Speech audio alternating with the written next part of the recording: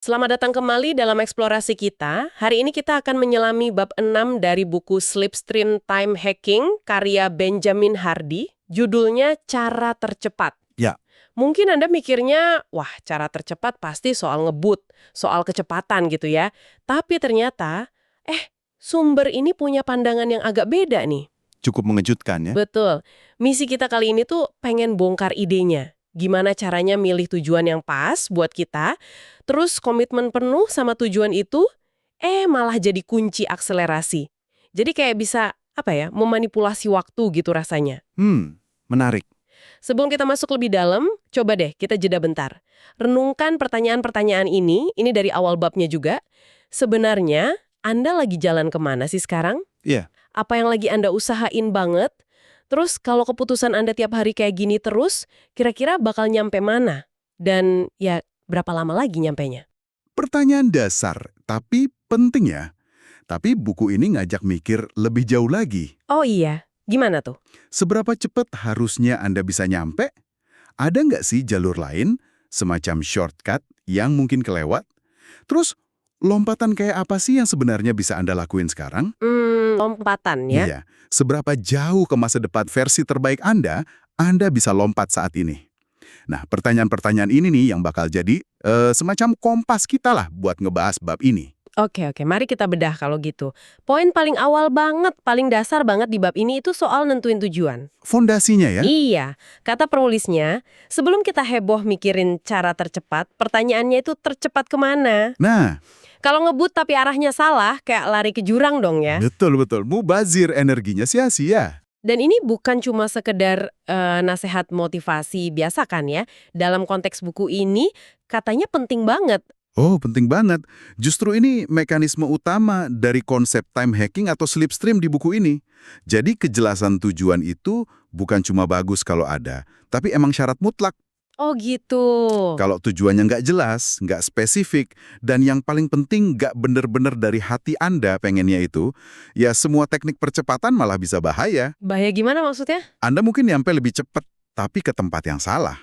Malah jadi makin jauh dari apa yang benar-benar bikin Anda bahagia atau puas. Jadi kejernihan visi itu, wah, pondasi banget. Mau diarahkan kemana nih energi fokus dan komitmen yang gede itu? Itu pertanyaannya. Oke, paham. Nah, ini nyambung nih ke ide berikutnya yang menurut saya lumayan menantang. Soal bedain antara yang baik, lebih baik, sama terbaik. Ah, iya, 3 tingkatan itu ya. Iya, sering banget kan kita dikelilingin peluang yang ya kelihatannya baik, karir oke, bisnis oke, jalur aman gitu. Tapi penulisnya bilang kita mesti berani selektif banget buat milih yang terbaik buat kita. Unik untuk kita ya. Betul. Dia bahkan cerita pengalaman pribadinya kan, nolak tawaran yang di atas kertas kayaknya bagus banget. Iya, itu menarik banget. Dia cerita nolak kesempatan jadi muridnya penasihat keuangan yang sukses banget, terus nolak juga tawaran buat nerusin bisnis properti mertuanya yang udah jelas-jelas jalan. Wah, padahal itu kan kayaknya peluang emas ya. Banget. Secara logika bisnis mungkin aneh ya, tapi alasannya itu kuncinya. Dia merasa inkongruen, Inkongruen. Apa tuh artinya? nggak selaras, nggak sejalan gitu. Jadi pilihan-pilihan itu sebagus apapun kelihatannya dari luar, nggak cocok sama nilai-nilai dia, panggilan jiwanya, atau visi dia tentang siapa dirinya. Ah, oke. Jadi bukan cuma soal hasilnya nanti gimana, tapi soal klik nggak sama diri kita ya. Tepat. Ini nyambung ke konsep opportunity cost atau biaya peluang yang sering kita lupain. Godaan buat ngambil yang cukup baik atau lumayan lah, itu sering jadi batu sandungan terbesar buat kita mencapai yang terbaik. Bener juga. Di buku ini kan ngutip Jim Collins ya, dari Good to Great. Katanya, orang atau perusahaan hebat itu bukan karena kekurangan peluang bagus. Justru sebaliknya. Malah kebanyakan. Iya, tapi mereka punya disiplin buat bilang, enggak ke sebagian besar peluang bagus itu. Mereka fokus ke sedikit aja yang bener-bener luar biasa dan selaras banget. Kata Collins, hampir semua hal di hidup ini tuh sebenarnya distraksi non-esensial kalau kita mau jujur. Wow, distraksi non-esensial ya. Ada kutipan lain juga kan dari Derek Sivers, yang soal orang nggak tahu kenapa mereka ngelakuin apa yang mereka ngelakuin. Jalur yang lagi Anda jalanin sekarang, yang mungkin kelihatan oke, itu beneran jalur Anda. Atau jangan-jangan cuma ikut ekspektasi orang atau ikut tren aja. Gimana bedainnya coba? Nah, itu dia pertanyaannya, gimana bedainnya? Kayaknya nggak gampang ya. Emang nggak gampang. Buku ini juga nggak kasih jawaban instan sih. Tapi intinya, ya prosesnya lewat introspeksi yang dalam, terus berani jujur sama diri sendiri. Sekalipun jawabannya mungkin, wah kayaknya gue salah jalur nih. Harus berani ngakuin gitu ya. Iya, dan perasaan inkongruen atau nggak srek tadi, itu seringkali sinyal penting dari dalam. Cuma ya sering kita abaikan, karena takut ngecewain orang, takut keluar dari zona nyaman. Oke, jadi kalau udah berani milih yang terbaik, konsekuensinya kita harus mempersempit fokus ya. Nggak bisa semua diambil. Pasti, nggak mungkin bisa maksimal di semua hal. Penulis ngutip obrolannya sama temennya, Tyler Rex. Kalimatnya simpel tapi ngena. Semua hal mungkin, tapi nggak semua hal mungkin. Maksudnya? Yaitu, nggak bisa semuanya dilakuin barengan secara maksimal. Dia kasih contoh pas mereka debat, mau fokus latihan buat maraton Boston atau buat ultramaraton yang lebih jauh lagi. Dua-duanya bagus tuh tujuannya. Bagus banget. Tapi kalau nekat ngejar dua-duanya pol-polan di waktu yang sama, hasilnya malah jadi, ya gitu deh, biasa aja di keduanya. Harus milih salah satu. Harus milih ya. Kekuatan fokus berarti ya. Fokus yang radikal malah. Kalau kita ragu-ragu, bimbang, atau coba bagi energi ke banyak target, ya kita jadi nggak stabil, jadi lambat. Malah di buku ini nyebut prinsip spiritual dari Yakobus 1.8 ya. Oh iya. Gimana bunyinya? Orang yang mendua hati tidak akan tenang dalam hidupnya, gitu kurang lebih. Analoginya juga kuat tuh, kita perlu lewat gerbang sempit buat menuju kehidupan yang berarti. Ngambil dari Matius itu. Jadi pesannya, persempit prioritas kita gitu ya. Drastis malah. Drastis. Mungkin fokus ke 3-4 area kunci aja dalam satu waktu. Misal, ya iman, hubungan, kerjaan, pengembangan diri. Itu contoh aja ya. Analogi lainnya juga bagus tuh. Yang soal truk sama sepeda balap. Ah ya, kita harus berubah dari truk semi gede yang bawaannya banyak banget, banyak tujuan, banyak komitmen kecil, jadi banyak hambatan angin kan? Iya, jadi lambat. Nah, kita harus jadi kayak sepeda balap aero yang ramping, ringan, fokusnya cuma melesat ke satu tujuan. Artinya, ya harus berani pangkas muatan. Pangkas muatan alias sampah ya. Hal-hal nggak penting gitu. Betul. Pangkas sampah atau lemak dalam hidup. Bukan cuma soal tujuan gede aja, tapi aktivitas sehari-hari juga. Apa aja yang nyedot waktu, nyedot energi mental, tapi nggak ada kontribusinya ke tujuan terbaik kita. Contohnya apa tuh? Macam-macam ya pasti buat tiap orang. Macam-macam banget. Mungkin ikut nimbrung gosip yang nggak jelas, atau scrolling medsos berjam-jam tanpa tujuan, nonton berita sampai cemas sendiri, rapat nggak efektif, atau bahkan ya hubungan yang toksik. Mangkasnya itu butuh keberanian pasti ya? Jelas. Tapi hasilnya itu kelegaan sama fokus yang tajam banget. Coba bayangin aja, berapa banyak energi mental yang bisa Anda pakai buat hal penting kalau nggak keganggu sama hal-hal non-esensial ini. Bener banget, energi yang kebuang sia-sia ya. Dan energi yang udah fokus ini, nah inilah bahan bakar utama buat masuk ke jalur cepat tadi. Kalau nggak ada pemangkasan, ya kita kayak truk gede tadi. Jalan sih jalan, tapi ya lambat. Mesinnya mungkin kuat, tapi bebannya kebanyakan. Oke. Jadi udah milih tujuan terbaik, udah fokus. Terus langkah berikutnya apa nih? Katanya soal ngaca ya, bercermin jujur. Nah, ini bagian yang mungkin agak bikin nggak nyaman dikit, tapi penting. Kenapa tuh? Penulis ngutip J.M. Barrie, penulis Peter Pan itu, katanya soal buku harian hidup kita. Kita niatnya nulis satu cerita keren soal diri kita, tapi pas dijalanin, malah nulis cerita yang beda banget. Jelek banget ya? Yeah. Kata penulis buku ini, momen paling bikin kita humble atau rendah hati itu pas kita berani bandingin kenyataan hidup kita sekarang sama janji-janji atau impian yang pernah kita buat diri sendiri dulu. Pertanyaannya buat Anda, seberapa jauh sih jaraknya antara diri ideal Anda sama diri Anda hari ini? Pertanyaan yang dalam nih. Dan momen jujur ini penting, bukan buat nyalahin diri sendiri ya, tapi buat dasar koreksi arah. Kalau kita nggak ngakuin kita lagi di mana sekarang, ya gimana mau kalibrasi ulang jalurnya? Bener juga. Analogi pesawat terbang di bab ini bagus banget.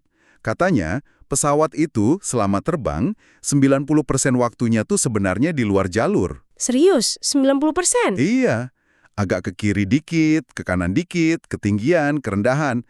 Tapi karena ada sistem pemandu otomatis, autopilot, yang terus-terusan deteksi penyimpangan ini dan bikin ribuan koreksi kecil. Terus-menerus ya?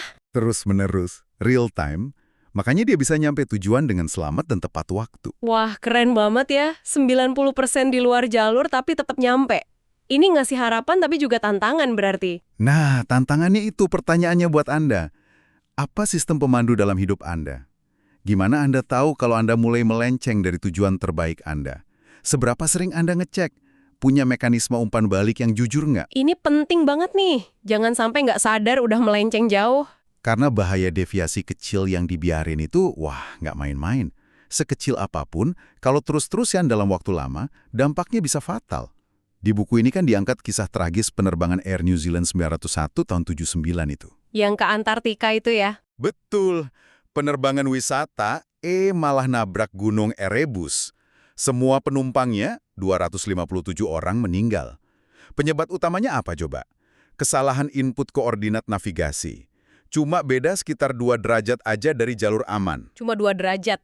Tapi fatal banget ya. Fatal. Kelihatannya kecil, tapi cukup buat ngarahin pesawat lurus ke gunung es pas cuaca lagi jelek. Pengingat keras banget ini soal pentingnya koreksi arah terus-menerus, sekalipun kita ngerasa udah di jalur cepat. Kalau melenceng dikit aja nggak sadar bisa bahaya ya. Bisa bahaya, atau minimal nyampenya ke tempat yang jauh banget dari tujuan awal. Jadi, sistem pemandu dan kejujuran buat makainya itu kunci banget. Yang menarik dari analogi pesawat ini, sistem pemandunya kan bukan buat mencegah keluar jalur sama sekali ya. Bukan, itu hampir nggak mungkin. Tujuannya itu buat deteksi penyimpangan secepat mungkin, terus koreksi secara efektif. Jadi di hidup kita juga gitu. Mirip. Bukan berarti kita nggak bakal salah atau keluar jalur. Itu wajar. Bedanya, kita punya kesadaran sama sistem buat ngenalin itu nggak. Terus punya keberanian buat balik lagi ke jalur nggak? Kejujuran diri itu sensor utamanya. Oke. Nah, sekarang kita masuk ke bagian yang menurut saya paling, bikin deg-degan nih. Soal titik tanpa kembali, atau point of no return. Ah ya, momen krusial itu ya. Momen dimana kita ambil keputusan atau langkah gede banget, sampai kita sadar, ini udah nggak bisa mundur lagi nih. Penulis ngutip Stephen Pressfield kan, soal resistance. Ya, yang soal ketakutan itu ya. Katanya, ketakutan terbesar kita tuh seringnya bukan takut gagal, tapi malah takut sukses. Menarik. Kenapa gitu? Karena sukses sejati tuh seringnya nuntut kita buat berani ngelewatin titik di mana kita kayak ngebakar jembatan di belakang kita. Nggak ada jalan balik. Ini lompatan iman yang gede banget ya. Wajar kalau ada rasa takut. Gimana kalau salah? Gimana kalau nggak kuat? Pasti ada rasa itu. Penulis juga nyinggung riset psikologi soal komitmen ke tujuan. Katanya, komitmen itu lebih kuat kalau, pertama, diumumin ke publik. Jadi ada akuntabilitas sosial. Oh, biar malu kalau nggak dilakuin ya? Bisa jadi.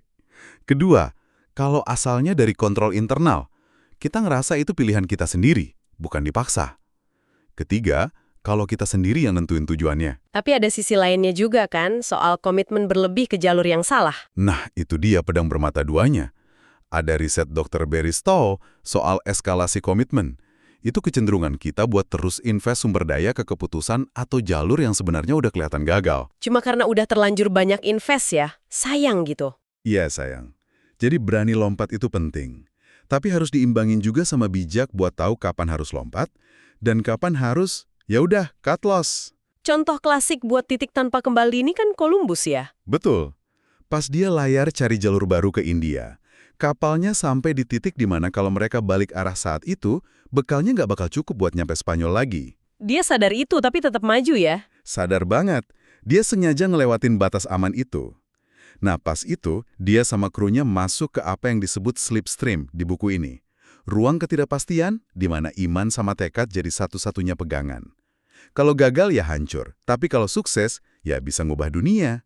Itu definisi point of no return. Momen kayak gitu pasti maksa fokus sama komitmen yang luar biasa ya? Pasti. Nggak ada jaring pengaman lagi soalnya. Nah, ini nyambung ke bahasan soal tingkatan komitmen dalam hidup. Kan nggak semua komitmen sama levelnya. Nya Jeff Goins? Betul. Yang pertama itu level petualangan atau adventure. Itu yang paling dasar ya, jangka pendek. Ya, motivasi utamanya biasanya sensasi, hal baru, atau pengalaman aja. Begitu udah dapat sensasinya atau tujuannya kecapai, misal nyobain bungee jumping, ya udah, komitmennya selesai. Sebentar aja. Oke, terus level kedua? Musim atau season. Ini lebih dalam, lebih lama. Ada tujuan jelas, butuh usaha terus-menerus, tapi masih ada batas waktunya. Contohnya yaitu Latihan keras berbulan-bulan buat selesai maraton. Habis lewat garis finish, ya musimnya selesai. Banyak komitmen kerjaan atau proyek kita mungkin di level ini. Oke. Nah, yang paling tinggi? Level 3, pernikahan atau marriage. Ini yang paling dalam, paling tinggi. Biasanya jangka panjang banget, bisa seumur hidup. Dasarnya itu panggilan jiwa, prinsip hidup, visi jangka panjang, atau hubungan yang penting banget. Bukan cuma soal nikah beneran ya berarti? Bukan cuma itu. Ini soal dedikasi total yang ngebentuk siapa kita. Penulis kasih contoh komitmen dia ke anak-anak asuhnya. Itu harus nyampe level 3 ini katanya. Biar hubungannya benar-benar bisa transformatif, bermakna buat semua. Nggak bisa cuma kayak petualangan atau musim aja. Pembedaan level ini bagus banget buat refleksi diri ya. Coba kita pikirin komitmen kita sekarang, mana yang masih petualangan, mana yang musim, mana yang udah pernikahan. Iya kan? Dan yang menarik, gimana buku ini ngaitin komitmen level 3 ini sama pengalaman kita soal waktu. Katanya, kalau kita punya komitmen sedalam itu ke sesuatu yang benar-benar kongruen, selaras sama nilai terdalam kita, hidup tuh rasanya lebih Penuh makna? berarti gitu ya. Iya. Ada keselarasan antara yang kita yakini sama yang kita lakuin. Nah, keselarasan ini, kata penulis, bisa secara subjektif memperlambat waktu. Memperlambat maksudnya jadi bosen gitu. Bukan bosen. Tapi dalam arti, hidup tuh rasanya lebih penuh, lebih kaya, lebih dalam. Kualitas pengalamannya lebih tinggi dalam rentang waktu yang sama. Oke. Jadi komitmen terdalam ini bukan cuma soal nyampe tujuan, tapi juga soal kualitas hidup di perjalanannya ya. Persis. Nah, ini ngebawa kita ke poin terakhir nih, yang mungkin paling aneh kedengarannya. Apa tuh? Komitmen 100% itu ternyata lebih mudah daripada komitmen 98%. Hah? Gimana ceritanya? Kok bisa totalitas lebih gampang dari hampir total? Awalnya emang aneh ya, tapi penulis ngutip Clayton Christensen, profesor bisnis dari Harvard itu katanya. Lebih mudah megang prinsip Anda 100% sepanjang waktu daripada megangnya 98%. Kenapa bisa gitu ya? Secara psikologis masuk akal banget sebenarnya. Kalau kita komitmen 100%, itu ngilangin yang namanya decision fatigue. Kelelahan gara-gara kebanyakan mikir buat mutusin sesuatu. Decision fatigue. Bisa dijelasin dikit?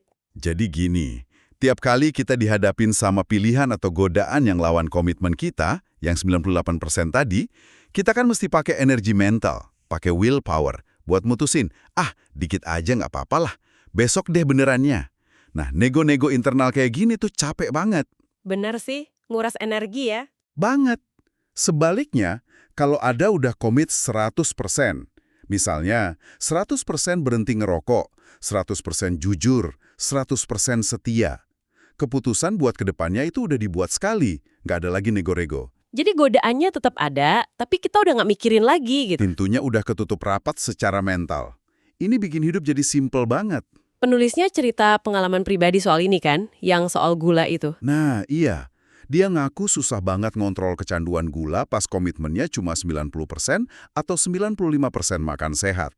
Selalu ada alasan buat cheat day atau sekali ini aja, ujung-ujungnya kebablasan. Sering gitu ya? Tapi pas dia akhirnya mutusin radikal, berhenti gula 100%, anehnya malah jadi jauh lebih gampang.